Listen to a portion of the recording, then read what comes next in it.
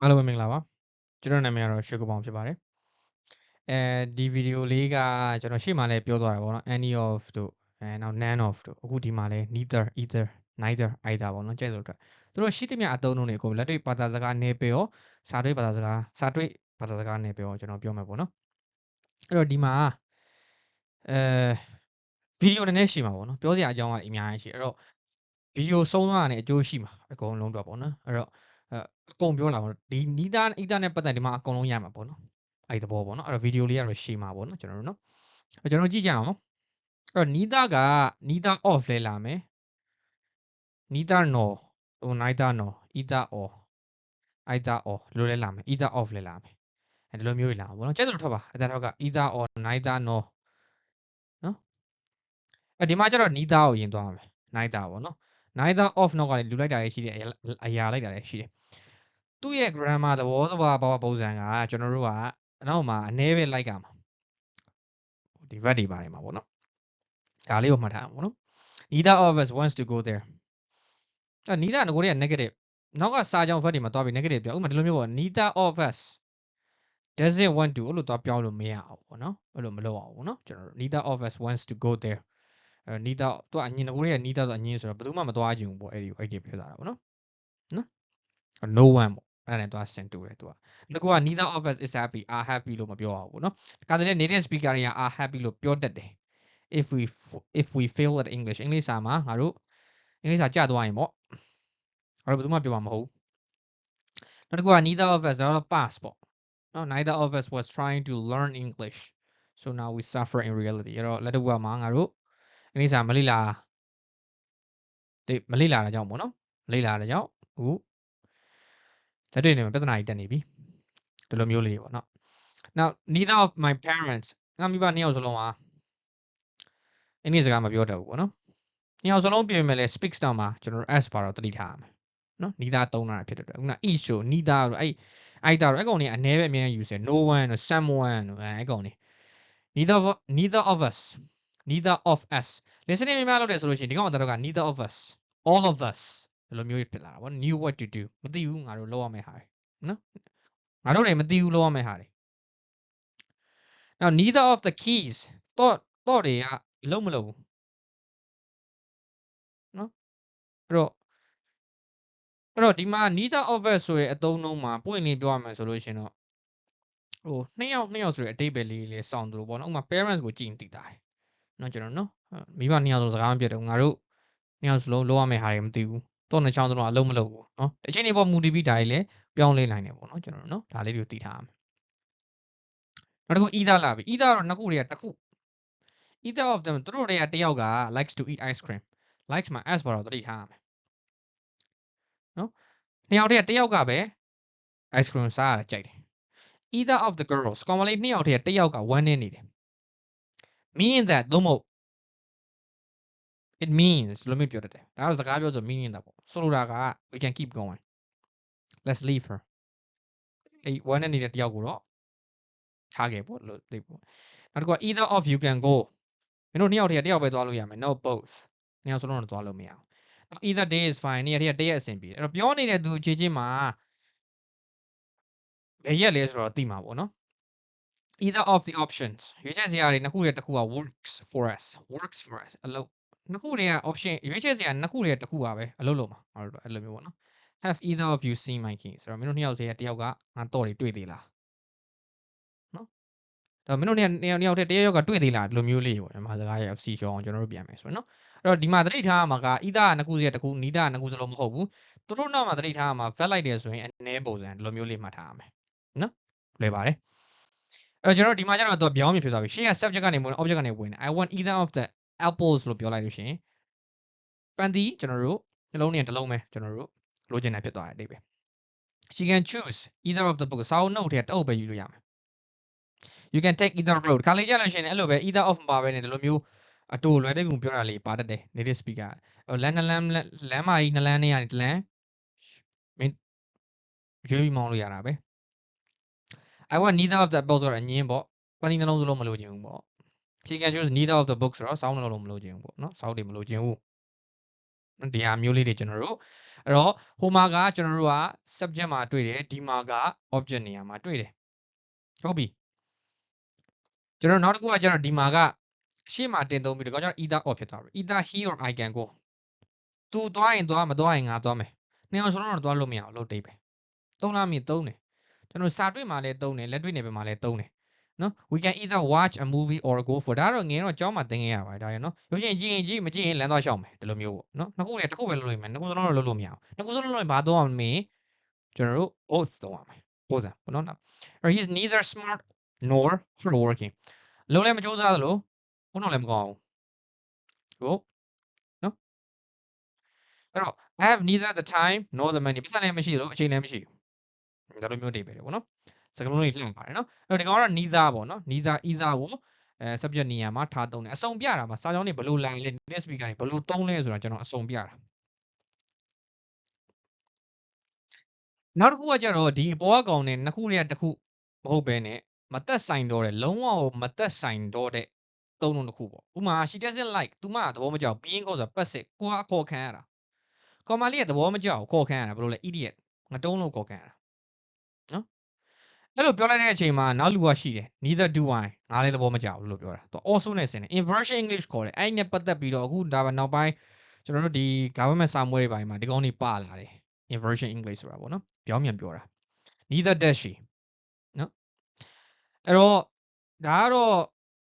also နဲ့ဆင်တာကိုပြောတာငါလည်းပဲမကြိုက်ဘူးငါ့ကိုခေါ်တာငါလည်းပဲမကြိုက်ဘူးလို့ပြောတာဒါလိုအဓိပ္ပာယ် neither do I neither does she does he ပေါ့ I don't like it either လည်းပြောတတ်တယ်နော်ဟိုကောင်ကတော့အငင်းကိုအငင်းနဲ့ပြန်ပြောတာ neither ဒီကောင်ကျတော့ either နဲ့ပြန်ပြောတာ either ပေါ့အဲ့တော့မေးစရာရှိတာ I don't like it I also don't like it ပြောလို့ရပါတယ် native speaker ကြီးလည်းပြောတယ်ဒါပေမဲ့ကိုက grammar ဆက်ဆန်စာဆက်ဆန်အမှတ်ရကြတယ်ဆိုလို့ရှိရင်တော့ဘာသာစကားနယ်ပယ်ဒီမှာဒီလိုသုံးမှာပဲရလိမ့်မယ်နော် I don't like it either also ဆိုလိုတယ်နော်ကျွန်တော်အဲ့ဒါလေးမှတ်ထားရမယ်သိထားမယ့်အချက်တွေကတော့ဒီကောင်တွေနဲ့ပတ်သက်ပြီးသိထားမယ့်အချက်တွေတော့ကျွန်တော်တို့က formal ပုံစံတွေ writing ပုံစံတွေစာစံဖြစ်တဲ့ပုံစံပေါ့နော် academic English academic မဟုတ်ဘူးเนาะအတတ်တော့မှားတယ် academic အပိုင်းမှာကျွန်တော်တို့က either of the dogs is dangerous လို့ကျွန်တော်တို့ပြောရမှာပေါ့အဲ့တော့ခွေးနှစ်ကောင်စလုံးကအန္တရာယ်မရှိပါဘူးလာခွေး sorry ခွေးနှစ်ကောင်စလုံးမဟုတ်ဘူးကျွန်တော်ခွေးနှစ်ကောင်မှာတစ်ကောင်ကအန္တရာယ်ရှိတယ်ပေါ့နော်ကျွန်တော်အောက်ကနေ neither of my friends တကယ်ချင်းတွေနှစ်ယောက်စလုံးမလာကြဘူးပေါ့နော်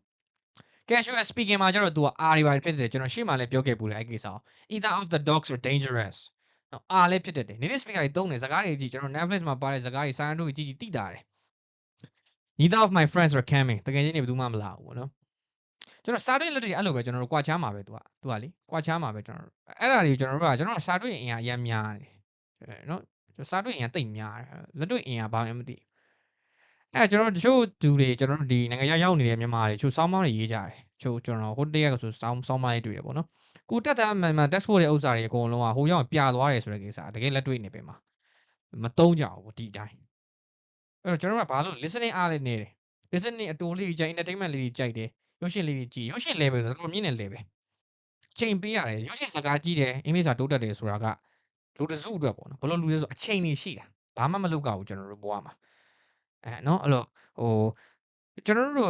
ဘယ်လိုပြောမလဲဘာသာစကားကိုလို့တစ်ဖက်နဲ့မားတဲ့ကြားတွေလေ့လာတဲ့သူတယောက်အနေနဲ့ကြတော့အဲ့လိုနီးလန့်မရဘူး listening audio တွေပဲအားကိုးရမယ်အဲ့လိုမျိုးပေါ့နော်ကျွန်တော်တို့ရုပ်ရှင်ပိုင်းကိုလုပ်ဖို့ဆိုတာက dictionary လိုတယ်ကျွန်တော်နော်အခု AI ပေါ်လာဆို AI လွယ်လာတယ်အဲ့လိုမျိုးပေါ့နော်ကိုယ့်အတွက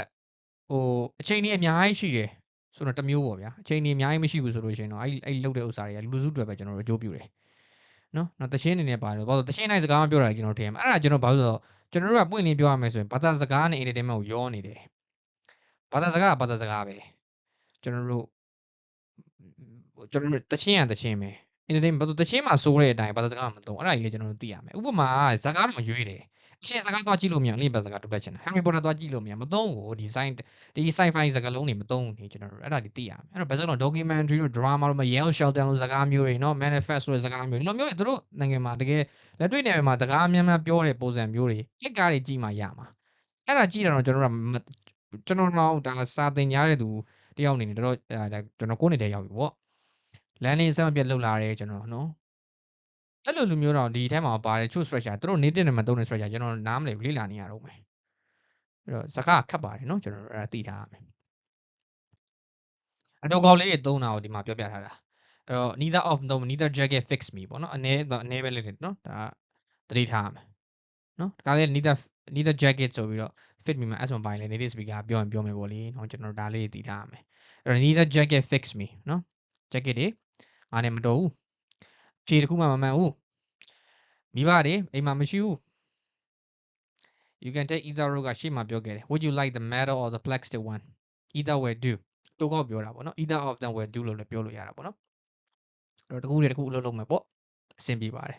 you can get there by train မှာကျွန်တော် agent ခဲ့တယ်အဲ့တော့ဘတ်စကားနဲ့တော့မဟုတ်ကျွန်တော်ယထာနဲ့အဲ့ကိုသွားလို့ရတယ် either way တနည်းမဟုတ်တဟိတနည်းနော်တနည်းမဟုတ်တနည်းတော့မဟုတ်ကျွန်တော်တို့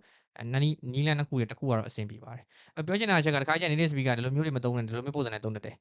one or the other အဲ့လိုလည်းသုံးတတ်တယ်နော်ကျွန်တော်ဒါလည်းသိထားရမယ်အဲ့ဒါတွေကကျွန်တော်စကားတွေကြည့်တယ်လက်တွေ့နဲ့ပဲကျွန်တော်ရင်းနှီးမှုရှိလာဒီအရာတွေရမှာပဲနောက်ဆုံးတစ်ခုအနေနဲ့ပြောချင်တာဘာသာစကားပြောတတ်ခြင်းတယ်ဆိုလို့ရှိရင်ချိန်တိုတွင်းလုံးဝမရပါဘူးဘာသာစကားတစ်ခုကိုယ့်ဘက်ကဘလောက်ပဲအခြေခံနေရှိခဲ့အခြေတုံနေဖြစ်တယ်ဆိုတော့လုံးဝကျွန်တော်မဖြစ်ပါဘူးအဲ့ဒါတစ်ချက်မှတ်ထားရမယ်အချိန်ပေးဆက်ပါတယ်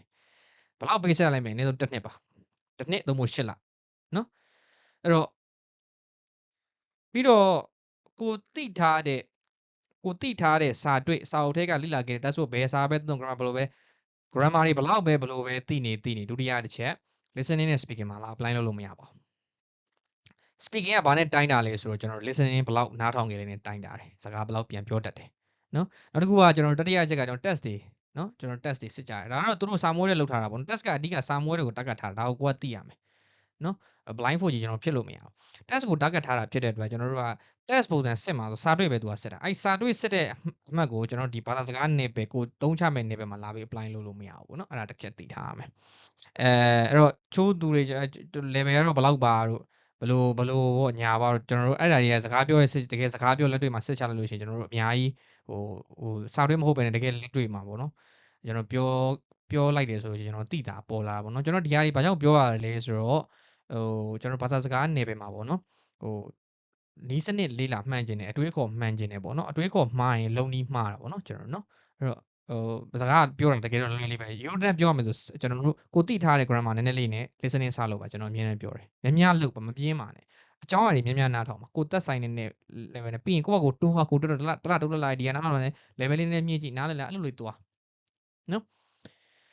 နောက်တစ်ခုကကျတော့ကျွန်တော်တို့ကလေ့ကျင့်တဲ့နေရာရှာပါနော်လေ့ကျင့်တဲ့နေရာရှာပါ